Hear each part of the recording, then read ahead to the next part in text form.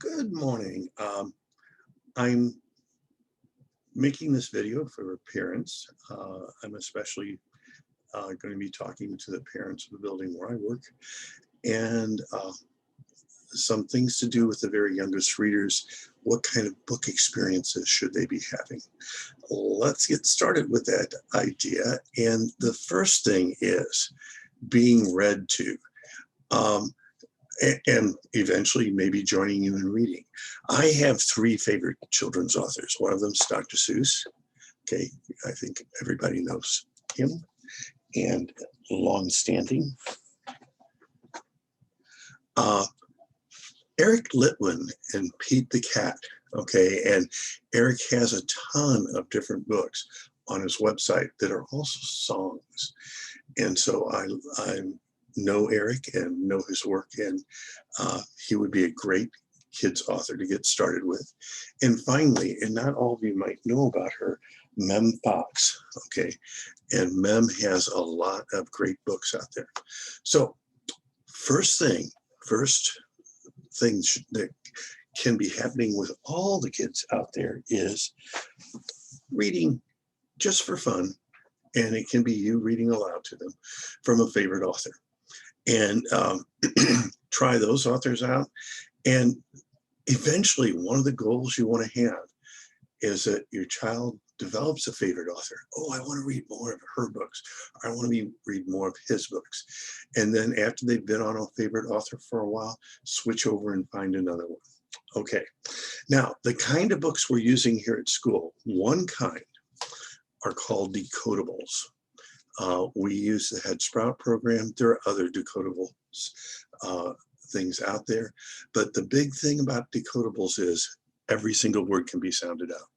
K, and, fr, and, s, e. You can sound those out. There's not a word in the book that can't be sounded out. And taking them through Decodables encourages that kind of word, figuring out word kind of behaviors. Decodables have a little bit of a problem, and that sometimes the storylines aren't all that strong. Things are getting better about that, but that's a problem with them. But they are one kind of book that we use with your kids every week. So Decodables. The next kind are predictables. Okay, and this is an example of a predictable book. In my lunchbox, there is a sandwich. In my lunchbox, there is a sandwich and a pickle.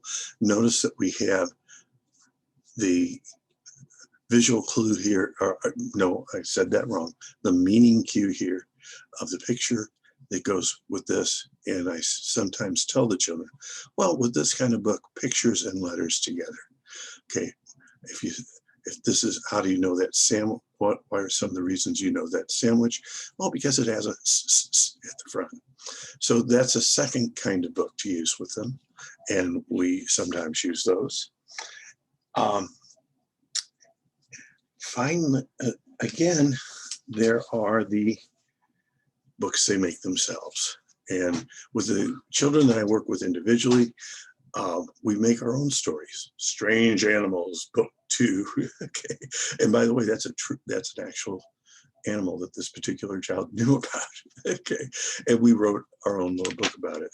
By the end of the this semester, I'm hoping that some of the classes will make their own books. So those are the kinds of books. Now I want to tell you one of the problems, especially with the really short books. Your child can memorize a book. Okay, and memorizing a book is not even close to reading a book. Okay, so if, and a major clue to that is if the child's saying, I don't know this book, and they have no idea that they should be trying to figure out their own words, then chances are they're memorizing the book. And here's what I say to the children to get them to stop doing that. Okay, make it match, don't make it up. Here we go. Make it match, don't make it up. That is what to do. Make it match, don't make it up. You'll read your story true. If you see 3 words, say 3 words. If you see 5 words, say 5 words. Make it match, don't make it up. That is what to do. Make it match, don't make it up. You'll read your story true. And some teaching tips here is at the earliest levels, I like to have the children point to each first letter, okay, to assure that they're paying attention to the words. Pointing is something that can basically, when do you have them start pointing and when do you have them stop pointing? I have them start pointing right away to avoid them memorizing books like this. Okay, when do you stop? Basically, when you're sure that they know which word is which, and then you don't even have to say anything. Usually they'll just naturally stop doing it. If they don't, you can say, oh, you don't have to point anymore, and they'll be happy with that, especially as the books get longer, it gets in the way. But for teachers out there, probably somewhere between levels 6 and 8, you'll see them dropping the pointing. But at first, you want them to point to each word. The second thing is, after they've read a story, have them find all the, okay? So that means they look for a particular word. So let me just demonstrate on this predictable book. This is one of my favorite predictable books, Lunchbox. So if I'm reading Lunchbox, in my lunchbox, there is a sandwich and a pickle. See how I'm pointing to each first word. All right, now I'm all done reading the book. Find all the ands. Okay, let's go through the book. Are there any ands on this page? No. And starts with a. Are there any ands in this page? Yes, look, and.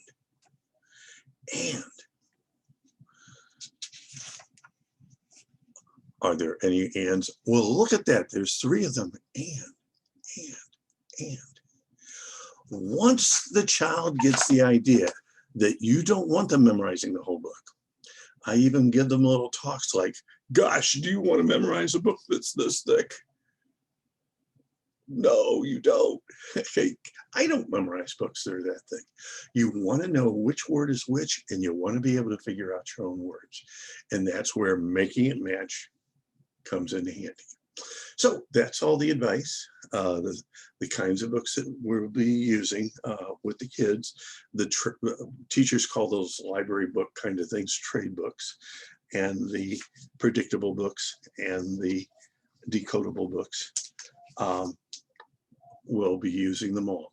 So please, as you do this, as you work with your kids, make sure from the get-go that they don't start memorizing these little books, because whether they're predictable or decodable or whatever, if they're memorizing the whole book and they're not paying attention to which word is which, they are not paying attention enough to the print.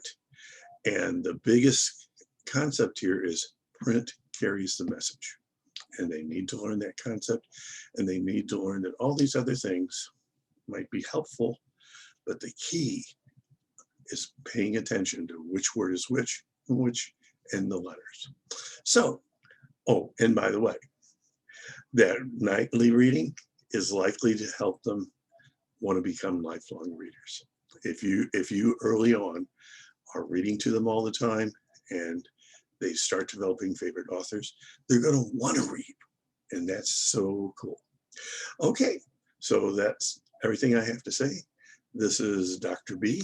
My people online know me as Dr. Sam, and that's my advice for parents of the very young children, and some information for you to make sure that they don't just memorize their books, that they actually read their books. Okay, so this is Dr. B signing off, and have a good rest of the day. Bye-bye.